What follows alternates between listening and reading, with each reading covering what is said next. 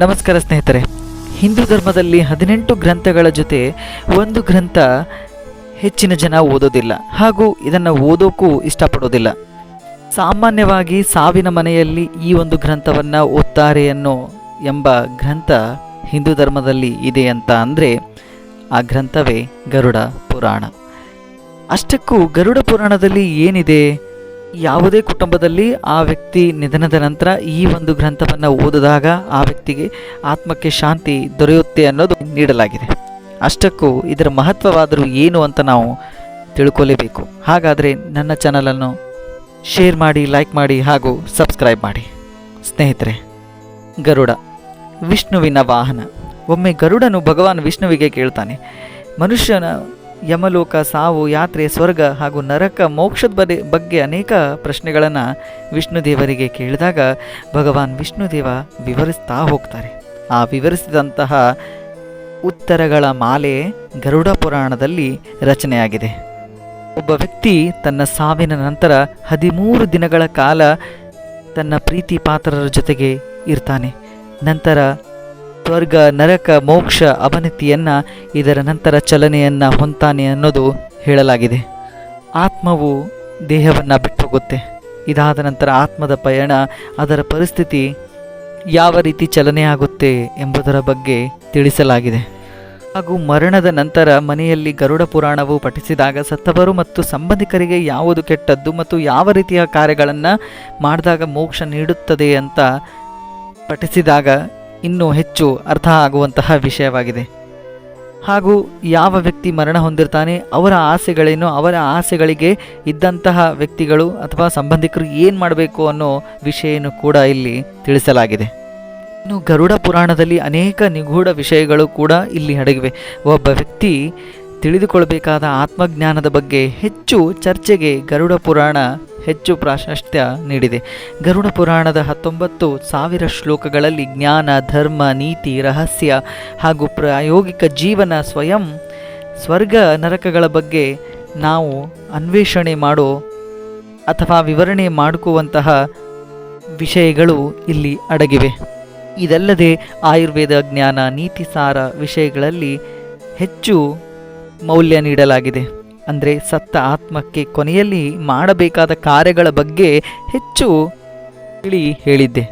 ಹಾಗೂ ಗರುಡ ಪುರಾಣವನ್ನು ಪಠಿಸಿದಾಗ ಯಾವ ವ್ಯಕ್ತಿ ಮರಣ ಹೊಂದಿರ್ತಾರೆ ಅವರು ನೇರವಾಗಿ ದೇವರ ಒಂದು ಮೋಕ್ಷದ ಮಾರ್ಗಕ್ಕೆ ತಲುಪ್ತಾರೆ. ಯಾವುದೇ ಪ್ರೇತಾತ್ಮ ಅಥವಾ ಭೂತವಾಗಿ ಯಾರನ್ನು ಸಂಬಂಧಿಕರನ್ನು ಕಾಡೋದಿಲ್ಲ ಅಥವಾ ತನ್ನ ಆಸೆಗಳು ಏನಾದರೂ ಇದ್ದರೂ ಕೂಡ ಅದನ್ನು ಮುಂದಿನ ಜನ್ಮದಲ್ಲಿ ಹುಟ್ಟಿ ಈಡೇರಿಸಿಕೊಳ್ಳುವಂತಹ ಪ್ರಯತ್ನ ಆ ಒಂದು ಆತ್ಮ ಮಾಡಬೇಕು ಅನ್ನೋ ಕಾರಣಕ್ಕಾಗಿ ಮಾತ್ರ ಗರುಡ ಪುರಾಣವನ್ನು ಓದಲಾಗುತ್ತೆ. ಒಬ್ಬ ವ್ಯಕ್ತಿ ತನ್ನ ಸಾವು ಸಮೀಪ ಬರುವಾಗ ಏನೇನೋ ಚಂಚಲವಾಗಿ ಮನಸ್ಸು ಕಾಡ್ತಾ ಇರುತ್ತೆ ಹಾಗೂ ಅವನ ಕೈಯಲ್ಲಿದ್ದ ರೇಖೆಗಳು ಅಳಿಸೋಕೆ ಪ್ರಾರಂಭ ಆಗುತ್ತೆ. ಹಾಗೂ ಕನಸಿನಲ್ಲಿ ಸಂಬಂಧಿಕರು ಅಥವಾ ಯಾರಾದರೂ ಮೃತ್ಯು ಹೊಂದಿದವರು ಬಂದು ಅಳುವುದು ಅಥವಾ ಕಿರಿಚುವುದು, ಕನಸಿನಲ್ಲಿ ಬರುವುದು, ಈ ಎಲ್ಲ ಸಂದರ್ಭಗಳು ಎದುರಾಗುತ್ತೆ. ಇದು ಸಾವಿನ ಸೂಚನೆಯೂ ಕೂಡ ಆಗಿರುತ್ತೆ. ಇದನ್ನೆಲ್ಲ ಗರುಡ ಪುರಾಣದಲ್ಲಿ ಉಲ್ಲೇಖ ಮಾಡಲಾಗಿದೆ. ಸ್ನೇಹಿತರೆ, ಎಷ್ಟೋ ಜನರಿಗೆ ಗರುಡ ಪುರಾಣವನ್ನು ಕೇವಲ ಮರಣ ಹೊಂದಿದವರು ಅಥವಾ ಸತ್ತವರ ಮನೆಯಲ್ಲಿ ಮಾತ್ರ ಓದ್ತಾರೆ ಅನ್ನೋ ನಂಬಿಕೆ ಇದೆ. ಆದರೆ ಗರುಡ ಪುರಾಣ ಕೇವಲ ಇದನ್ನೆಲ್ಲ ಅಂದರೆ ಪ್ರೇತ, ಆತ್ಮ, ಭೂತಗಳ ಬಗ್ಗೆ ಅಷ್ಟೇ ಹೇಳೋದಿಲ್ಲ. ನಾವು ಹಿಂದೆ ಅಂದರೆ ಸಾಯೋಕ್ಕಿಂತ ಮುಂಚೆ ಮಾಡಬೇಕಾದಂತಹ ದಾನ, ಧರ್ಮ, ಕರ್ಮಗಳ ಬಗ್ಗೆ ಸೂಚನೆಯನ್ನು ನೀಡುತ್ತೆ. ಅಂದರೆ ಇದ್ದಂತಹ ಸಂದರ್ಭದಲ್ಲಿ ನಾವು ಏನು ಮಾಡಬೇಕು, ನಮ್ಮ ಮೋಕ್ಷಕ್ಕೆ ನಾವು ಯಾವ ರೀತಿ ಮಾರ್ಗವನ್ನು ಕಂಡುಕೊಳ್ಬೇಕು ಅನ್ನೋ ಒಂದು ಉದ್ದೇಶವನ್ನು ತೆಗೆದುಕೊಂಡು ಬಂದಿದೆ. ಸ್ನೇಹಿತರೆ, ಗರುಡ ಪುರಾಣದಲ್ಲಿ ಪ್ರೇತಕಾಂಡವೆಂಬ ಅಧ್ಯಾಯ ಬರುತ್ತೆ. ಇದು ಸಾವಿನ ನಂತರ ಬಗ್ಗೆ ಇರುವಂತಹ ಒಂದು ವಿಷಯವಾಗಿದೆ. ವಾಸ್ತವವಾಗಿ ಗರುಡ ಪುರಾಣದಲ್ಲಿ ಅದು ಸಮುದ್ರದಲ್ಲಿ ಒಂದು ಚಂಬಿನ ವಿಷಯವಷ್ಟೇ ಆಗಿದೆ ಹೊರತು ಇಡೀ ಗರುಡ ಪುರಾಣದಲ್ಲಿ ಪ್ರೇತ ಹಾಗೂ ಭೂತಗಳ ಬಗ್ಗೆ ಹೆಚ್ಚು ವಿಷಯವನ್ನು ಪ್ರಸ್ತಾಪಿಸಿಲ್ಲ. 19,000 ಶ್ಲೋಕಗಳಲ್ಲಿ ಜ್ಞಾನಕಾಂಡ, ಧರ್ಮಕಾಂಡ ಹಾಗೂ ಕರ್ಮಕಾಂಡ ಈ 3 ಭಾಗಗಳಿವೆ. ವಿಶ್ವದ ಸೃಷ್ಟಿ, ಸ್ಥಿತಿ ಮತ್ತು ಲಯದ ಬಗ್ಗೆ ಇಲ್ಲಿ ವಿವರಣೆ ನೀಡಲಾಗಿದೆ. ಅಂದರೆ ಕ್ರಮವಾಗಿ ಮನುಷ್ಯನ ಜನನ ಮತ್ತು ಜೀವನ ಮತ್ತು ಮರಣದ ನಂತರ ಬರುವ ಹಲವಾರು ಮಾಹಿತಿಗಳ ಬಗ್ಗೆ ಏಕೈಕ ಹೊತ್ತಿಗೆಯನ್ನು ಗರುಡ ಪುರಾಣವನ್ನು ನಾವು ತೆಗೆದುಕೊಂಡು ತಿಳಿಬೋದು. ಆದರೆ ನಮ್ಮ ಹಿರಿಯರ ಕಟ್ಟುಪಾಡುಗಳು ಹಾಗೂ ಅವರೂ ಹೇಳಿದಂತೆ ಗರುಡ ಪುರಾಣವನ್ನು ಮನೆಯಲ್ಲಿ ಓದಬಾರದು ಎಂಬ ಉದ್ದೇಶವನ್ನು ನಾವು ಹಿಂದಿನಿಂದಲೂ ಕೇಳಿದ್ದೇವೆ. ಕಾರಣ ಗರುಡ ಪುರಾಣ ಎಂದೊಡನೆ ನೆನಪಿಗೆ ಬರುವುದು ಪ್ರೇತಕಾಂಡವೆಂಬ ಅಧ್ಯಾಯ ಮಾತ್ರ ನೆನಪಿಗೆ ಬರುತ್ತೆ ಹೊರತು ಉಳಿದ ಅಧ್ಯಾಯಗಳು ನೆನಪಿಗೆ ಬರೋದಿಲ್ಲ. ಸಾವಿನ ನಂತರ ಬಗ್ಗೆ ಇರುವ ವಿಚಾರಗಳು ಅಥವಾ ವಿಷಯಗಳು ಅಷ್ಟೇ ನೆನಪಿಗೆ ಬರುತ್ತೆ. ಹಾಗೂ ಹಿಂದಿನ ಕಾಲದಲ್ಲಿ ಗರುಡ ಪುರಾಣವು ಮನೆಯಲ್ಲಿ ಓದಬಾರ್ದು ಅಥವಾ ಕಿರಿಯರು ಯಾರು ಓದಬಾರ್ದು ಅನ್ನೋ ಉದ್ದೇಶ ಒಂದಾಗಿತ್ತು. ಏನಪ್ಪ ಅಂದರೆ ಯಾರಾದರೂ ಕಿರಿಯರು ಗರುಡ ಪುರಾಣವನ್ನು ಓದಿದ್ರೆ ಅವರಿಗೆ ವೈರಾಗ್ಯ ಬಂದುಬಿಟ್ಟು ವಂಶ ಅಭಿವೃದ್ಧಿ ಆಗೋದಿಲ್ಲ ಎಂಬ ಒಂದು ಕಾರಣ ಆಗಿತ್ತು.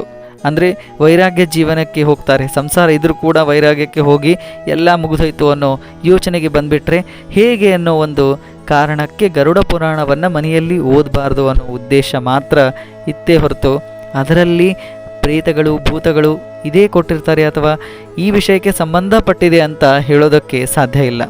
ಜೀವನದ ಎಲ್ಲ ಅಂಶಗಳನ್ನು ಅಂದರೆ ಜನನದ ಒಂದು ಮರಣದವರೆಗೂ ಇರುವಂತಹ ಎಲ್ಲ ಅಂಶಗಳನ್ನು ಅದರಲ್ಲಿ ಸೂಕ್ಷ್ಮವಾಗಿ ಹೇಳಿದ್ದಾರೆ. ಯಾವ ರೀತಿ ಬದುಕಬೇಕು, ಬದುಕನ್ನು ಯಾವ ರೀತಿ ನಾವು ನಡೆಸಬೇಕು ಅನ್ನೋ ಉದ್ದೇಶ ಅದರಲ್ಲಿ ತಿಳಿಸಲಾಗಿದೆ ಹೊರತು ಅದ್ಯಾವುದೇ ಶಾಪಗ್ರಸ್ತವಾಗಿ ಹಾಗೂ ನಮ್ಮ ಜೀವನಕ್ಕೆ ಅದು ನಕಾರಾತ್ಮಕವಾಗಿ ತಲುಪುತ್ತೆ ಅನ್ನೋದು ನಮ್ಮ ನಂಬಿಕೆಗೆ ಬಿಟ್ಟದ್ದು. ಸ್ನೇಹಿತರೆ, ಅದೇನೇ ಆಗಿರಲಿ, ಎಷ್ಟೋ ಜನ ಹೇಳ್ತಾರೆ ಗರುಡ ಪುರಾಣವನ್ನು ಮನೆಯಲ್ಲಿ ಇಟ್ಟುಕೊಳ್ಳಬಾರದು ಅಥವಾ ಓದಬಾರದು ಅಂತ. ಸತ್ತ ನಂತರ ಆ ವ್ಯಕ್ತಿಯ ಮನೆಯಲ್ಲಿ ಗರುಡ ಪುರಾಣವನ್ನು ಪಠಿಸ್ತಾರೆ ಅಂತ. ಆದರೆ ವಾಸ್ತವವಾಗಿ ನಾವು ನಮ್ಮ ಹಿರಿಯರ ಒಂದು ನಂಬಿಕೆ ಮತ್ತು ಅವರ ಒಂದು ಮಾತುಗಳನ್ನು ಸಾಂಪ್ರದಾಯಿಕವಾಗಿ ಪಾಲಿಸ್ತಾ ಕಿವಿಯಿಂದ ಕಿವಿಗೆ ಬಂದಿರುವಂತಹ ವಿಷಯಗಳನ್ನು ನಾವು ತೆಗೆದುಕೊಂಡು ಬಂದು ಇಂದಿಗೂ ಬದುಕ್ತಿದ್ದೀವಿ. ಆದರೆ ಯಾವುದೇ ಗ್ರಂಥ ಅಥವಾ ಯಾವುದೇ ಪುರಾಣ ಶಾಪಗ್ರಸ್ತವಾಗಿ ಬಂದಿಲ್ಲ. ಯಾವುದೇ ಗ್ರಂಥ ಹಾಗೂ ಯಾವುದೇ ಪುರಾಣ ಶಾಪಗ್ರಸ್ತವಾಗಿ ಅಂತೂ ಬಂದಿಲ್ಲ. ನಮ್ಮ ನಂಬಿಕೆಗೆ ಅನುಸಾರವಾಗಿ ಆ ಒಂದು ಸಮಯಕ್ಕೆ ಅದು ಸೂಕ್ತವಾಗಿರ್ಬೋದು ಅಥವಾ ಅಸೂಕ್ತವಾಗಿ ಕಾಣಬಹುದು ನಮಗೆ.